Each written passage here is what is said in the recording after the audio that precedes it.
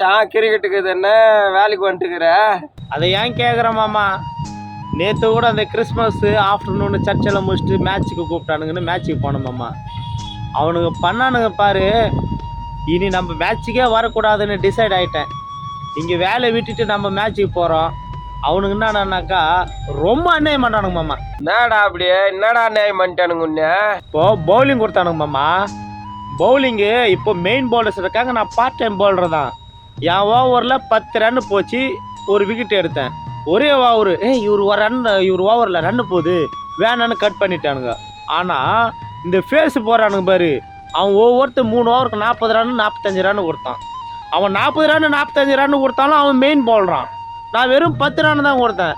ஆனால் அவர் கையில் போட்டா ரன்னு போயிடுன்னு கட் பண்ணிட்டானுங்க. இதுக்காமாம்மா இந்த அரசியல் வேறு எங்கன்னா பார்த்துருப்பா, அதிகமாக ரன்னு கொடுத்தாலும் அவனுங்க போடலாமா, குறைவான ரன்னு கொடுத்தாலும் நம்மளுக்கு கொடுக்க மாட்டானுங்க வாய்ப்பு. எதுக்கு வேலை விட்டுட்டு நம்ம அங்கே போய் கஷ்டப்படணும்? அதனால தான் வேலைக்கு வந்துட்டேன். ஃபோன் பண்ணானுங்க, டேய் எனக்கு வேலை இருக்குது, வேலை இல்லைன்னாக்கா வரேன், இல்லைனாக்கா நான் வரமாட்டேன்னு சொல்லிட்டேன் மாமா. இந்த அரசியலெல்லாம் இந்த மாதிரி அரசியலை நான் எங்கே பார்க்கல மாமா. கிரிக்கெட்டில் கூட வா, சரி விடு மாமா.